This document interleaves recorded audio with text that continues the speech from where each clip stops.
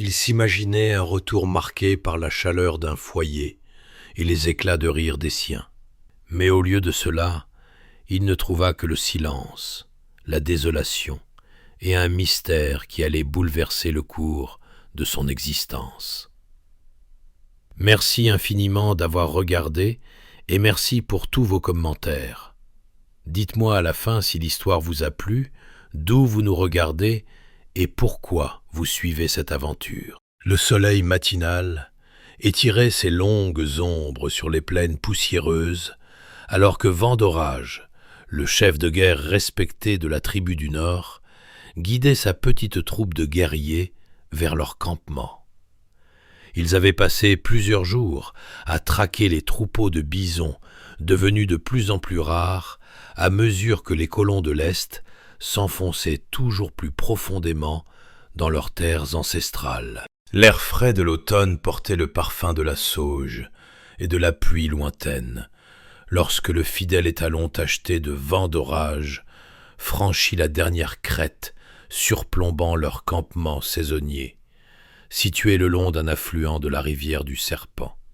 Quelque chose ne tournait pas rond.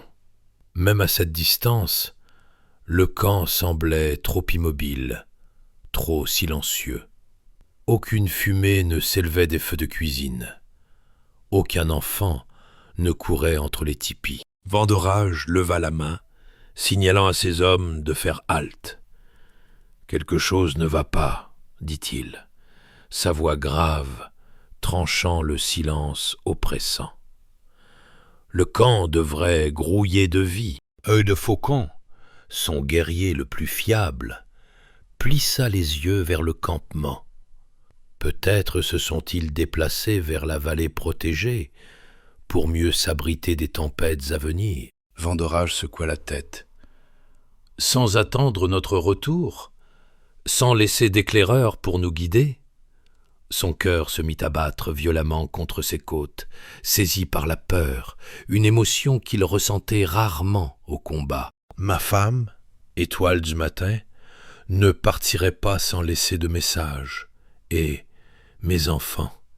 Il éperonna sa monture, ne se souciant plus de la prudence habituelle. Les autres guerriers suivirent, les sabots de leurs chevaux soulevant des nuages de poussière, alors qu'ils dévalaient la pente vers le cercle de tipis.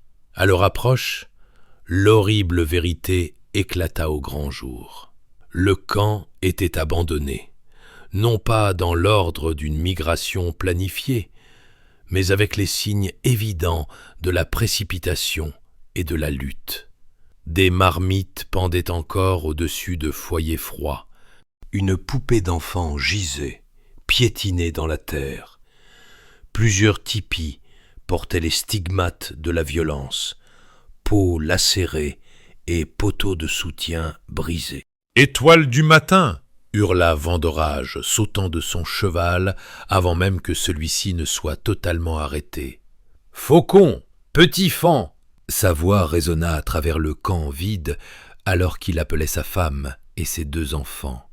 Œil de Faucon mit pied à terre et examina le sol. « Beaucoup de chevaux, » dit-il en traçant les marques dans la poussière, « et des roues de chariot. Les hommes blancs. » Vent d'Orage se tenait au centre de ce qui avait été son foyer à peine 4 jours plus tôt. Le tipi où il avait laissé sa famille était partiellement effondré, le rabat d'entrée déchiré. À l'intérieur, il trouva le précieux collier de perles d'étoiles du matin, celui qu'elle n'enlevait jamais, brisé et éparpillé sur leur natte de couchage. Il serra une unique perle bleue dans sa paume, une tempête d'émotions assombrissant son visage. « Ils les ont pris, » dit-il, la voix à peine plus haute qu'un murmure. « Tous. » Ours Vif, le plus jeune de ses guerriers, s'approcha prudemment. « Chef, il n'y a pas de sang. Peut-être sont-ils encore en vie ?» Vent d'Orage hocha lentement la tête, l'espoir s'allumant dans sa poitrine comme une petite flamme. « Fouillez le camp. trouver le moindre indice indiquant où ils auraient pu être emmenés. Les guerriers se dispersèrent, scrutant le sol à la recherche de pistes. Venderage entra dans chaque tipi abandonné, cherchant des survivants ou des signes du sort de son peuple. Le silence était lourd, brisé seulement par l'appel occasionnel d'un guerrier à l'autre. Après 1 heure de recherche, ils se rassemblèrent à nouveau au centre du camp. Œil de Faucon avait trouvé des traces menant vers l'ouest, en direction du fort Braxton. « Les soldats !» dit-il d'un ton sombre. « Ils sont venus avec des chariots et ont emmené notre peuple. » Venderage fixa l'horizon lointain, la mâchoire serrée. « Le traité !» cracha-t-il ce mot comme du poison. « Le papier qui nous ont fait signer. » Ils avaient promis de nous laisser cette terre. « Les promesses de l'homme blanc sont comme la fumée, » dit Ours Vif. « Elles disparaissent dans le vent. » Venderage referma son poing sur la perle d'étoiles du matin. Ses enfants, Faucon et Petit Faon, n'avaient que 8 et 6 hivers, trop jeunes pour être séparés de leur mère, trop jeunes pour comprendre pourquoi des soldats blancs les arracheraient à leur foyer. « Nous chevauchons vers le fort Braxton, » déclara Venderage. « Nous retrouverons notre peuple. » Œil de Faucon secoua la tête. « C'est dangereux. Le fort abrite beaucoup de soldats avec beaucoup de fusils. »« Alors, que voudrais-tu que je fasse ?» La voix de Venderage s'éleva avec une rare émotion. « Laisser ma femme et mes enfants au sort qui les attend ? Laisser notre peuple souffrir ?» Le silence tomba sur le petit groupe. Chaque guerrier connaissait les risques. Le fort Braxton était une place forte de l'armée, établie pour protéger les colons de ceux-là même à qui ils volaient la terre. « J'irai seul s'il le faut, » dit Venderage plus calmement, « mais je les retrouverai. » Ours Vif s'avança. « Je chevaucherai avec toi, chef. » Un par un, les autres guerriers se joignirent à eux. Ils affronteraient ensemble le danger qui les attendait, comme ils avaient affronté d'innombrables batailles auparavant. Alors que le soleil entamait sa descente vers l'horizon occidental, Venderage effectua une brève cérémonie, demandant au grand esprit conseil et protection. Puis il monta sur son cheval, le visage marqué par une détermination farouche. « Nous roulerons jusqu'à la nuit tombée, » ordonna-t-il, « et aux premières lueurs, nous continuerons. Je ne me reposerai pas tant que je n'aurai pas plongé mon regard dans les yeux des hommes qui ont pris ma famille. » Alors qu'il s'éloignait du camp abandonné, Venderage sentit un froid s'installer dans sa poitrine. De toutes ces années en tant que guerrier et chef, il n'avait jamais affronté un ennemi aussi implacable que la marée de la colonisation. Mais jamais auparavant, l'ennemi n'avait frappé si directement en plein cœur. « J'arrive, étoile du matin, » murmura-t-il au vent. « Garde nos enfants près de toi. J'arrive. » Le voyage vers le fort Braxton fut ardu, marqué par la prudence et la furtivité. Venderage et ses 5 guerriers voyageaient principalement de nuit, évitant les pistes principales où ils risquaient de rencontrer des patrouilles ou des colons. Le 3e jour, ils atteignirent une crête surplombant le fort, une structure formidable de bois et de pierre qui se dressait comme un monument indésirable à ce monde en pleine mutation. Venderage observa le bastion à travers ses paupières plissées, alors que le soleil matinal illuminait ses murs. Les soldats s'activaient comme des fourmis, leurs uniformes bleus visibles même à cette distance. Des chariots entraient et sortaient par la porte principale, et près du mur est, il repéra ce qui ressemblait à un camp de fortune, composé de tipis et d'abris, encerclés par des gardes. « Notre peuple », dit-il en pointant l'enclos. « Ils sont parqués comme du bétail. » Œil de Faucon lui passa la longue vue qu'ils avaient obtenue par troc des années auparavant. À travers l'optique, Vandorage pouvait distinguer des silhouettes se déplaçant dans l'enceinte, des femmes en tenue traditionnelle, des enfants assis en petits groupes, des hommes se tenant debout, la posture vaincue près du périmètre. « Je ne vois ni étoile du matin, ni mes enfants, » dit-il, l'angoisse lui rongeant les entrailles. Ours Vif, qui avait exploré les environs, revint avec des nouvelles inquiétantes. « On parle au poste de traite tout proche. Ils disent que l'armée sépare les gens. Certains sont envoyés dans des réserves sur le territoire indien, d'autres sont emmenés dans des missions pour apprendre les manières de l'homme blanc. » La main de Vandorage se serra sur la longue vue. Quand certains sont partis hier, d'autres chariots étaient en préparation. Une peur glaciale s'empara du cœur du guerrier. Si sa famille avait déjà été envoyée au loin, les retrouver deviendrait infiniment plus difficile. Il avait besoin d'informations, mais approcher le fort directement entraînerait probablement leur capture ou leur mort. « Il nous faut quelqu'un à l'intérieur, » dit-il en formulant un plan. « Quelqu'un qui peut se déplacer parmi les hommes blancs sans éveiller les soupçons. » Les guerriers échangèrent des regards. Puis Lougri, le plus âgé d'entre eux, prit la parole. « Il y a Couteau Jaune. Ils commercent avec les Blancs. Ils le connaissent au fort. » Vandorage réfléchit. Couteau Jaune était un comanche de leur bande, qui s'était adapté à certaines coutumes des Blancs, apprenant leur langue et s'engageant dans le commerce. Certains le regardaient avec suspicion à cause de cela, mais Vandorage avait toujours valorisé sa perspicacité sur ce monde changeant. « Où peut-on le trouver ? » « Il a une cabane près du carrefour commercial, » répondit Lougri, « à une demi-journée de cheval vers l'est. » Vandorage prit sa décision. « Œil de Faucon et Lougri, restez ici et surveillez le fort. Notez tout mouvement de notre peuple. Les autres viendront avec moi pour trouver Couteau Jaune. » Ils atteignirent la cabane de l'éclaireur vers midi.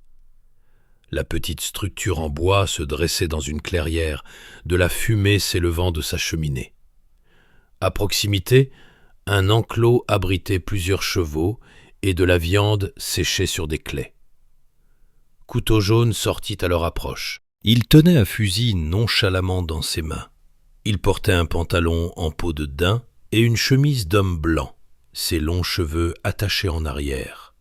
La reconnaissance se lit sur son visage lorsqu'il vit Vandorage. « Chef, dit-il en abaissant son arme, c'est une visite inattendue. » Vandorage mit pied à terre.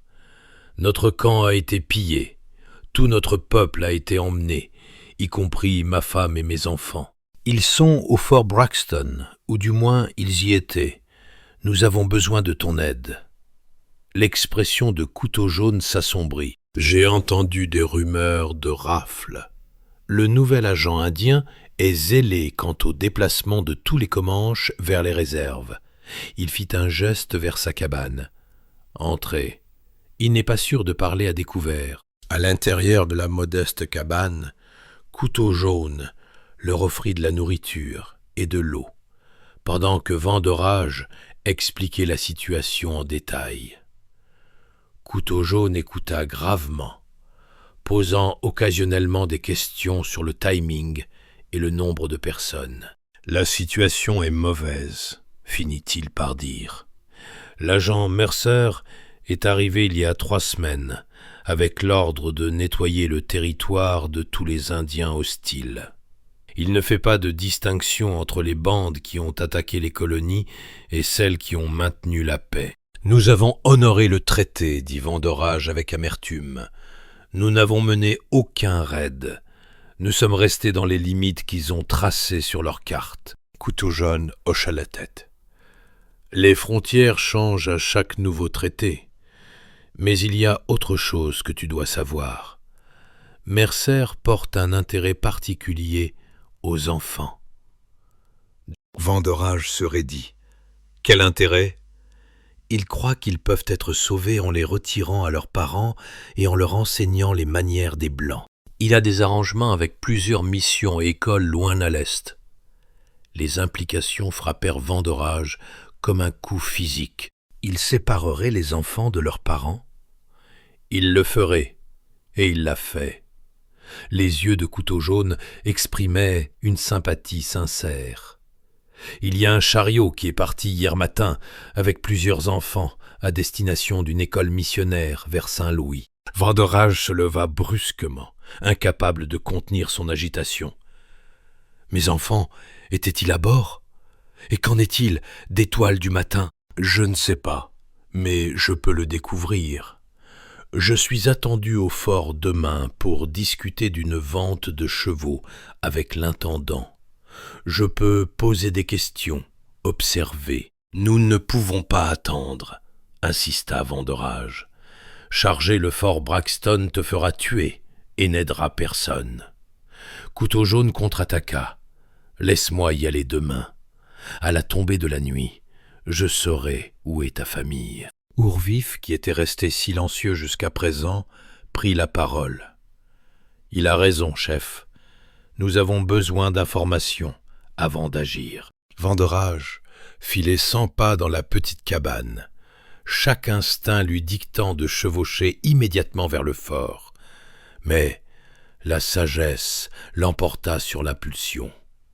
Un jour, concéda-t-il, nous attendrons un jour. Cette nuit-là, alors que ses guerriers dormaient dans la grange de Couteau jaune, Vandorage s'assit dehors sous les étoiles, l'esprit rempli des souvenirs du sourire d'Étoile du matin, de la détermination de Faucon à maîtriser l'équitation et du rire enchanté de Petit Faon lorsqu'il revenait de la chasse avec de petits cadeaux. La pensée de les savoir effrayés, séparés, peut-être persuadés qu'il les avait abandonnés, était presque insupportable.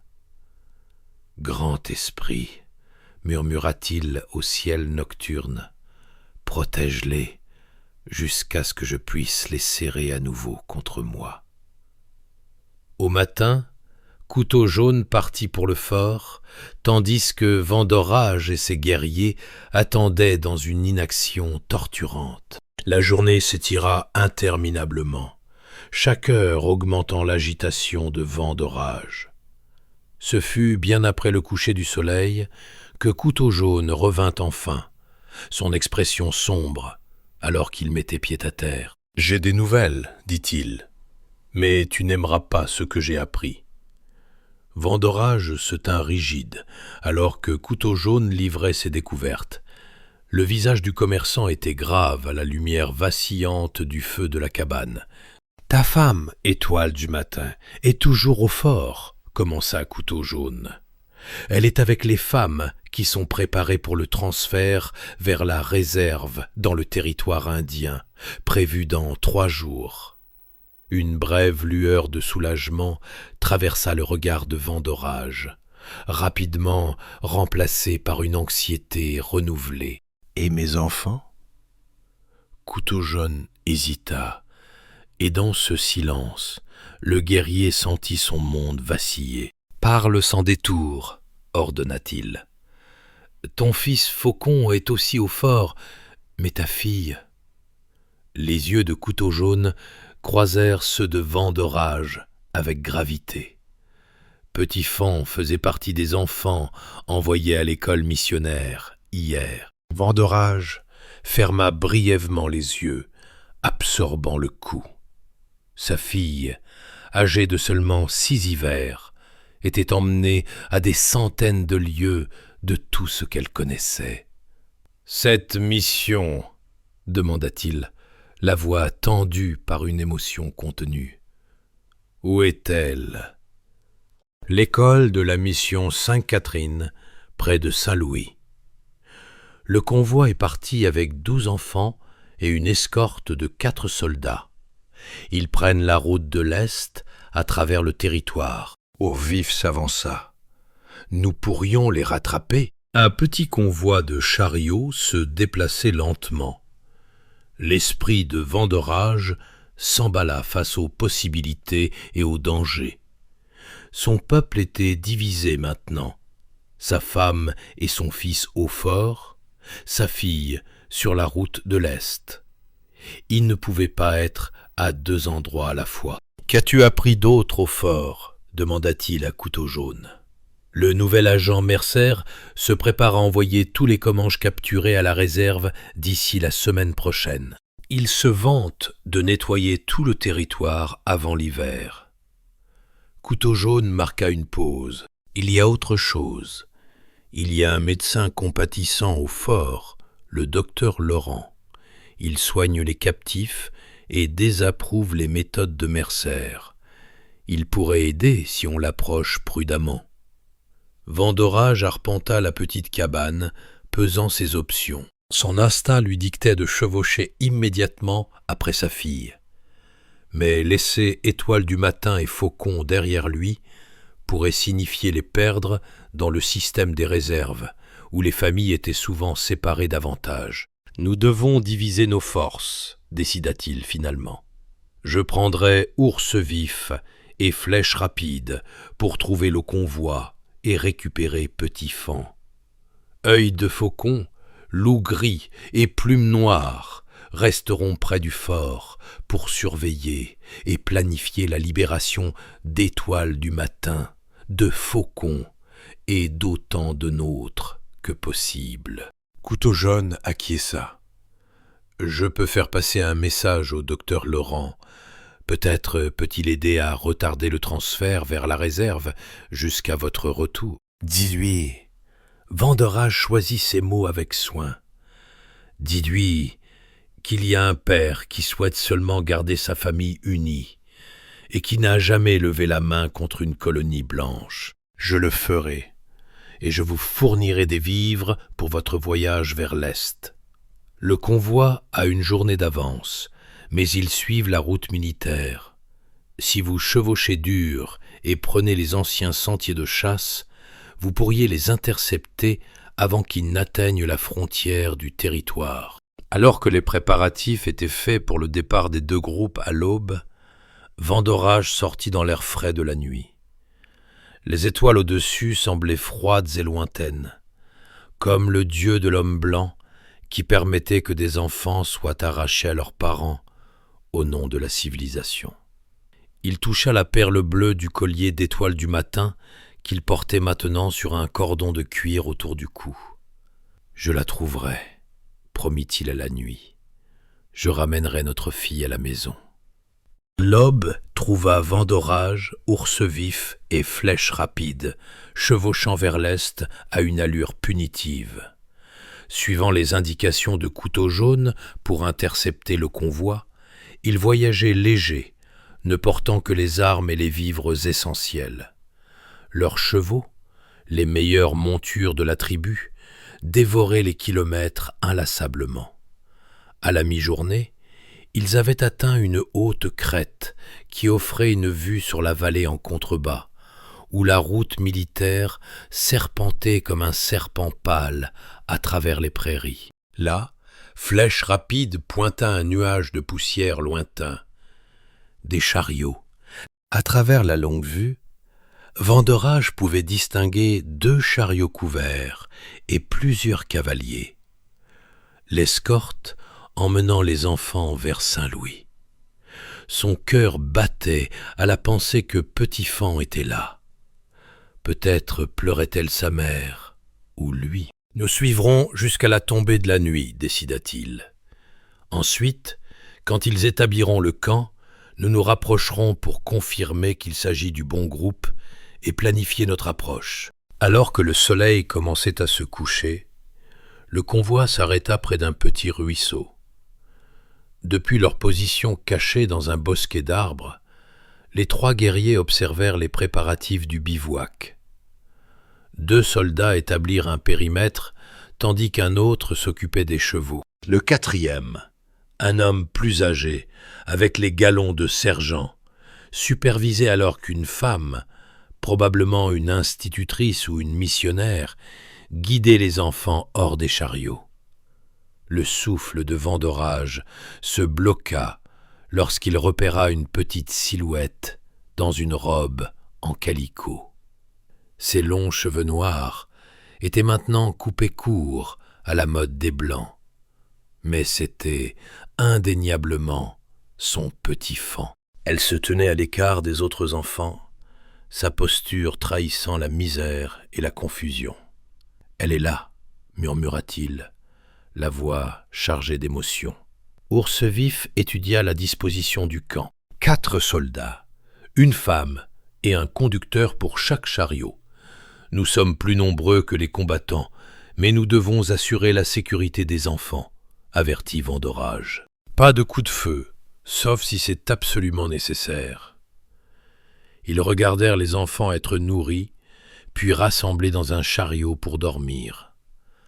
2 soldats prirent le premier tour de garde, tandis que les autres s'installaient pour la nuit. « Nous attendons que la lune se couche, » décida Vent d'Orage. « Ensuite, nous bougeons. » Les heures passèrent avec une lenteur atroce. Vent d'Orage ne quittait jamais des yeux le chariot où dormait sa fille.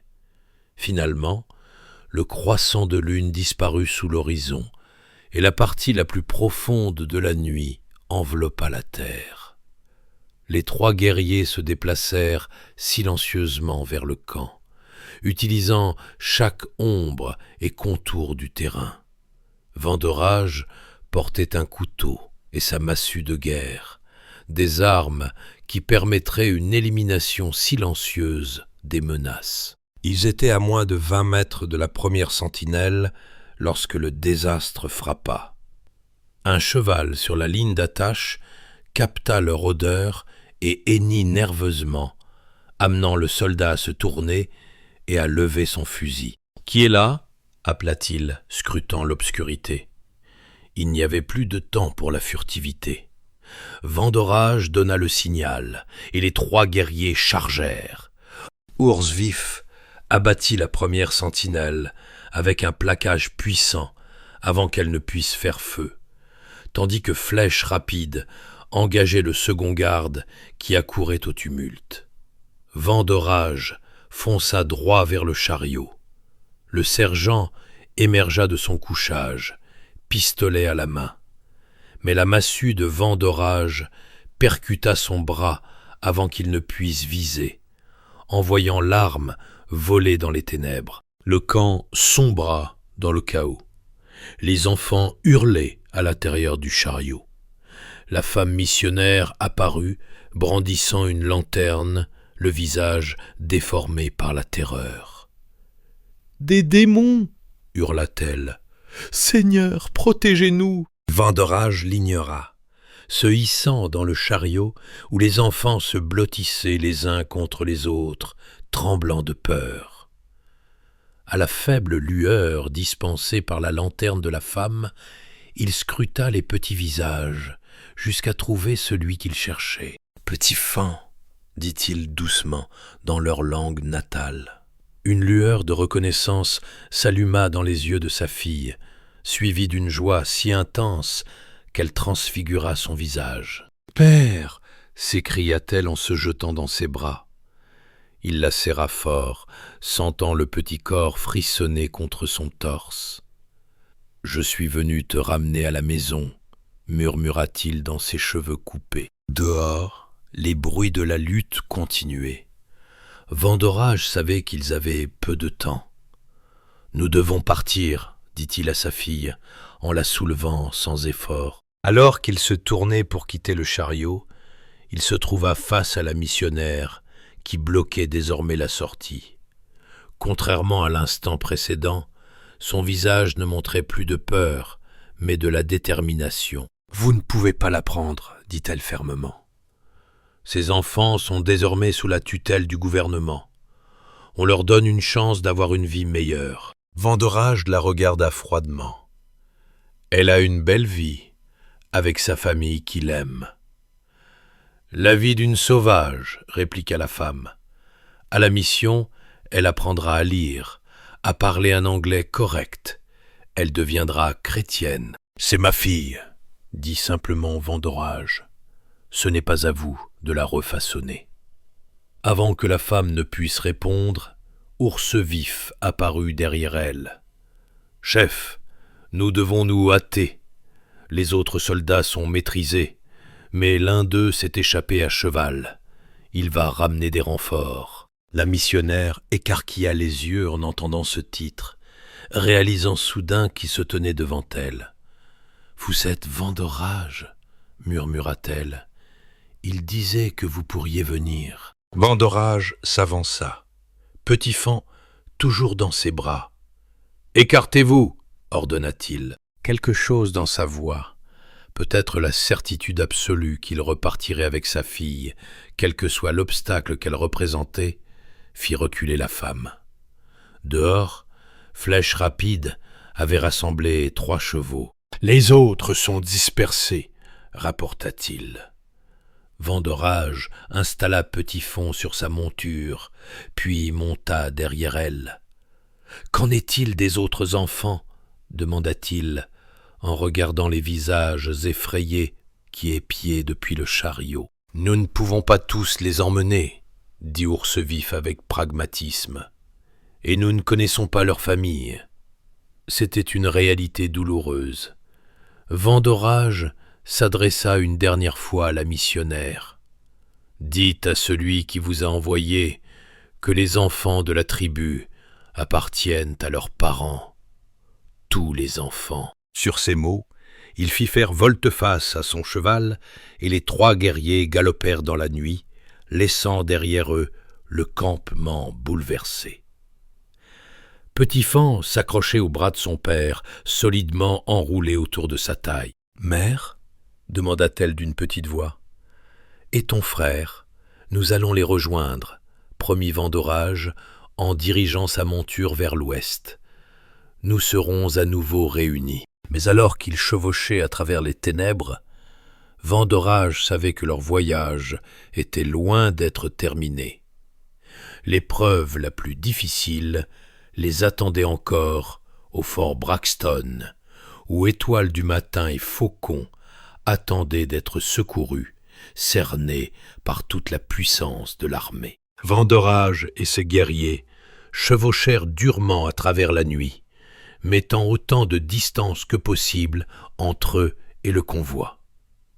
Petit-Fan, épuisé par son calvaire, dormait contre la poitrine de son père, sécurisé par son bras protecteur. Malgré l'urgence de leur fuite, le cœur de Vandorage se sentait plus léger maintenant que sa fille lui était rendue saine et sauve. À l'aube, ils firent une pause pour laisser reposer les chevaux dans un ravin abrité. Tandis qu'Ours Vif et Flèche Rapide montaient la garde, Vandorage réveilla doucement Petit-Fan et lui offrit de l'eau et de la viande séchée tirée de leurs provisions. « Père, dit-elle, la voix faible mais assurée, ils nous ont dit qu'elle ne voulait plus de nous, que tu nous avais donné à eux. » La colère s'embrasa dans la poitrine de Vandorage, mais il garda une voix douce. « C'était un mensonge, ma fille. Je ne te donnerai jamais. Quand nous sommes revenus au camp et avons trouvé tout le monde parti, j'ai commencé à te chercher immédiatement. » Petit-Fan hocha la tête, son jeune visage solennel. « J'ai dit à Faucon que ce n'était pas vrai. J'ai dit que tu viendrais. » La fierté enfla dans le cœur de Vandorage face à la foi inébranlable de sa fille. « Que s'est-il passé au camp ?» demanda-t-il prudemment, ayant besoin de comprendre ce qu'ils avaient affronté. « Les soldats sont venus pendant le repas du matin, » se remémora Petit-Fan, le regard lointain. « Beaucoup de soldats à cheval. Ils ont dit à tout le monde de monter dans les chariots. Mère a essayé de nous cacher, mais ils nous ont trouvés. » Sa voix trembla. Ils ont arraché Faucon de ses bras. Elle s'est battue, mais un soldat l'a frappée. La mâchoire de Vandorage se contracta, mais il laissa sa fille continuer. Au fort, ils ont mis les femmes d'un côté, les hommes de l'autre. Puis hier, ils ont emmené certains d'entre nous, les enfants. Ils nous ont coupé les cheveux et donné ses vêtements. Elle tira sur sa robe en calicot avec dégoût. Faucon est encore avec les autres garçons au fort. Et ta mère? Allait-elle bien la dernière fois que tu l'as vue? Petit-Fan hocha la tête. Elle était triste et en colère, mais forte. Elle m'a dit de me souvenir de qui je suis, peu importe ce que disent les Blancs. Vandorage étreignit sa fille. Des paroles sages. Maintenant, repose-toi encore un peu. Nous avons beaucoup de chemin à faire, et nous devons nous déplacer vite pour rejoindre ta mère et ton frère. Vers midi, ils retrouvèrent Couteau-Jaune à l'endroit convenu. Le trappeur apportait des nouvelles inquiétantes. Mercer a accéléré ses plans, rapporta Couteau-Jaune. Les captifs restants seront déplacés vers la réserve demain, et non dans 3 jours, comme prévu initialement. Vandorage absorba cette information avec gravité. Et le médecin dont tu parlais, a-t-il aidé? Le docteur Laurent a fait ce qu'il a pu. Il a diagnostiqué une maladie nécessitant un traitement chez plusieurs captifs, dont ta femme et ton fils, pour retarder leur transfert. Mais Mercer devient soupçonneux et a ordonné qu'ils soient déplacés, quel que soit leur état. Alors nous devons agir cette nuit, décida Vandorage. Quelle force les garde? 2 douzaines de soldats, mais la moitié patrouille généralement le périmètre où se reposent. Les captifs sont détenus dans l'enceinte est, avec seulement 6 gardes la nuit. Vandorage se tourna vers ses guerriers. Nous avons besoin d'une diversion pour éloigner les gardes. Ensuite, nous pourrons entrer dans l'enceinte et libérer notre peuple. Couteau-Jaune hésita. Il y a un autre moyen. Le docteur Laurent a proposé son aide. Il a accès à l'enceinte et pourrait amener ta femme et ton fils à la porte sud à minuit. Le garde qui s'y trouve lui doit une faveur et regardera ailleurs. Vandorage considéra cette option. Cela risquait moins de vie, mais sauverait seulement sa famille proche, pas sa tribu entière. Mon peuple a confiance en moi pour tous les protéger, dit-il finalement. Je ne peux pas les abandonner pour ne sauver que les miens. Couteau-Jaune acquiesça, respectant la décision du chef. Alors, je suggère ceci.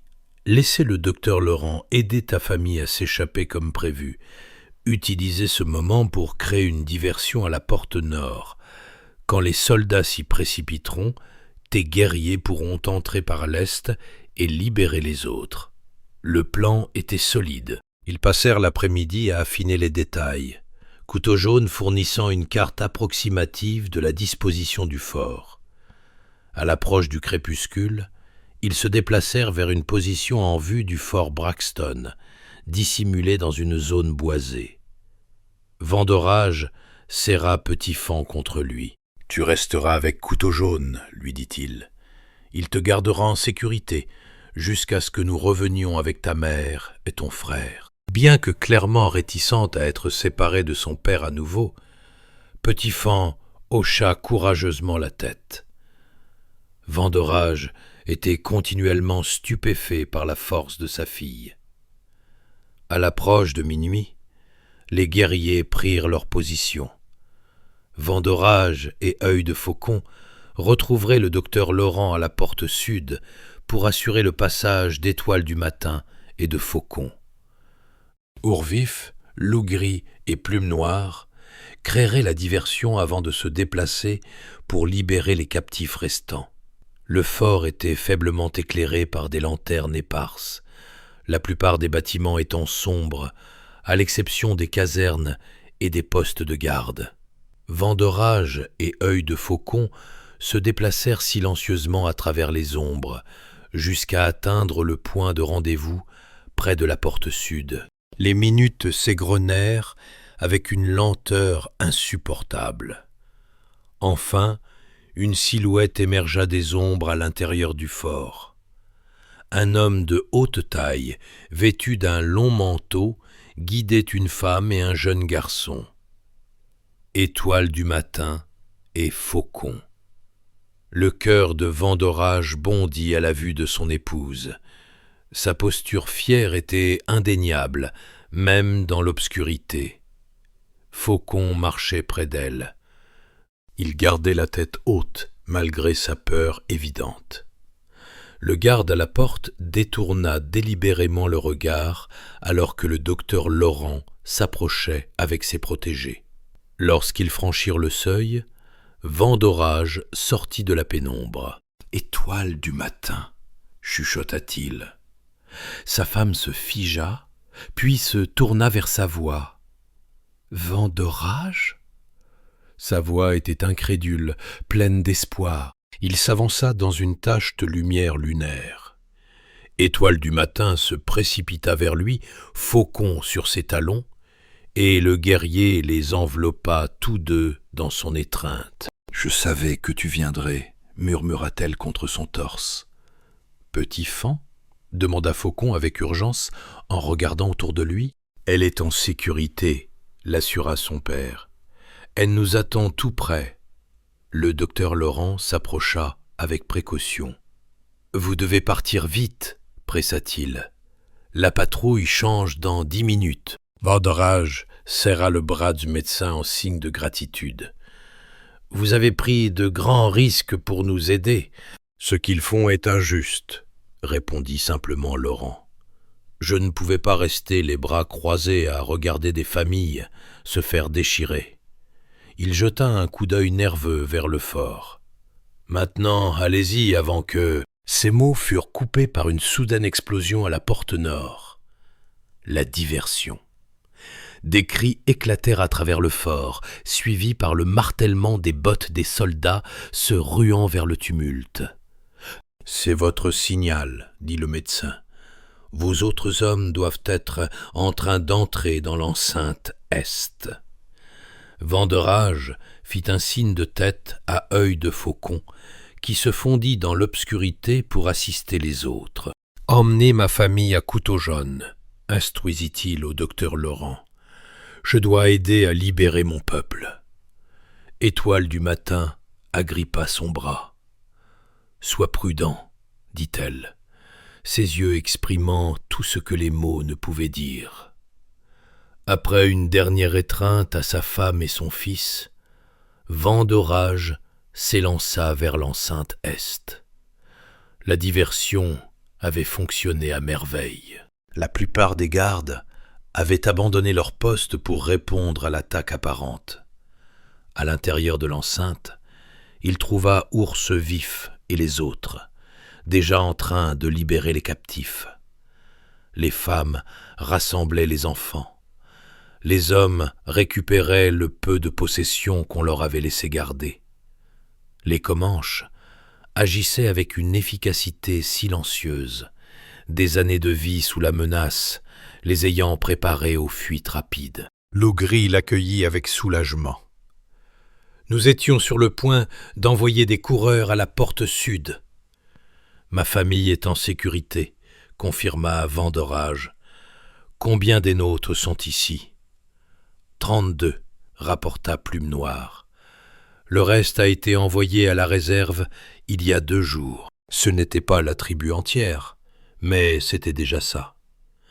Ceux qui avaient déjà été envoyés à la réserve devraient être secourus plus tard, une fois ces gens en sécurité. « Nous bougeons maintenant !» ordonna Vandorage. « Les soldats vont bientôt réaliser que l'attaque au nord n'est qu'une diversion. » Ils guidèrent les captifs libérés à travers la porte est, laissés sans surveillance dans la confusion. Dehors, ils se fondirent dans les ténèbres, suivant des itinéraires d'évasion prédéterminés vers le point de rendez-vous, où Couteau jaune attendait avec des chevaux et des vivres. Au moment où le clairon du fort sonna l'alarme pour signaler l'évasion des prisonniers, Le peuple de Vendorage était déjà à des kilomètres, voyageant rapidement à travers un terrain qu'ils connaissaient intimement. Un terrain que les soldats trouveraient difficile à pratiquer dans l'obscurité. L'aube les trouva profondément enfoncés dans leur territoire, dans une vallée cachée, connue seulement de leur bande. Couteau Jaune avait amené des chariots avec des provisions, de la nourriture, des couvertures et des armes achetées avec ses propres marchandises de traite. Alors que le peuple installait un camp temporaire, Vendorage eut enfin un moment seul avec sa famille. Le visage d'Étoile du matin portait une nouvelle dureté, témoignage de ce qu'elle avait enduré. Mais ses yeux s'adoucirent en regardant sa famille réunie. Petit-Fan était assise sur les genoux de sa mère, tandis que Faucon s'appuyait contre le flanc de son père. « Que va-t-il se passer maintenant, père ?» demanda le garçon. « Les soldats reviendront-ils » Vendorage considéra la question de son fils avec soin. « Ils peuvent essayer, reconnut-il, mais nous serons plus vigilants, et nous ne resterons pas longtemps au même endroit. » Le regard d'Étoile du matin croisa le sien au-dessus de la tête de leurs enfants. « Nous ne pouvons pas vivre ainsi éternellement, » dit-elle doucement. « Toujours à courir, toujours dans la peur. »« Non !» approuva Vendorage. « Nous ne le pouvons pas. » Il y avait réfléchi tout au long de la nuit. Il y a d'autres bandes plus à l'ouest, sur des terres que les hommes blancs n'ont pas encore revendiquées. On raconte que dans les montagnes, il y a des vallées où les soldats ne vont jamais. « Nous quitterions nos terrains de chasse ancestraux ?» demanda Étoile du matin, mais sans jugement dans la voix. « Pour garder notre famille unie, pour garder notre peuple libre. » Oui. Vendorage regarda le petit groupe de survivants. « Nous avons beaucoup perdu, mais pas tout. Pas l'un l'autre. » Alors que le soleil montait plus haut, peignant la vallée d'une lumière dorée, Vendorage rassembla les rescapés. Ils étaient moins nombreux maintenant, leurs possessions réduites à ce qu'ils pouvaient porter, mais leur esprit demeurait intact. « Nous avons affronté une grande épreuve, » leur dit-il, « et d'autres défis nous attendent. Mais aujourd'hui, nous avons gagné quelque chose de précieux, notre liberté, nos familles restées entières. L'homme blanc croit qu'il peut nous briser en séparant les parents des enfants, en nous forçant dans des réserves. Il croit qu'il peut effacer qui nous sommes. » Vendorage souleva Petit-Fan sur ses épaules, où elle s'assit fièrement. « Mais il a tort. Nous sommes le peuple. Notre force ne réside pas dans nos possessions, ni même dans notre terre, mais dans nos cœurs, dans nos mémoires, dans les histoires que nous racontons à nos enfants. » Un murmure d'approbation parcourut l'assemblée. « Demain, nous commençons notre voyage vers l'ouest, » poursuivit le chef, « pour trouver un nouveau foyer, où nous pourrons vivre selon nos coutumes. Ce ne sera pas facile, mais nous l'affronterons ensemble. » Alors que le conseil se dispersait pour préparer le voyage à venir, Étoile du matin prit la main de son époux. « Tu nous as trouvés, » dit-elle simplement. « Quand tout semblait perdu, tu nous as trouvés. » Vendorage toucha la perle bleue, qui pendait toujours autour de son cou, la perle de son collier brisé. « J'aurais cherché pour l'éternité, » lui dit-il. « Certains liens ne peuvent être brisés, pas par la distance, pas par les soldats, pas même par le temps. » Cette nuit-là, alors que sa famille dormait paisiblement à proximité, Vendorage monta la garde sous la vaste voûte étoilée. L'avenir était incertain. Le chemin à venir était semé d'embûches. Mais pour l'instant, en cet instant précis, son monde était à nouveau entier. Sa femme et ses enfants respiraient le même air, abrités par le même ciel, et demain, ils affronteraient ensemble tout ce qui viendrait.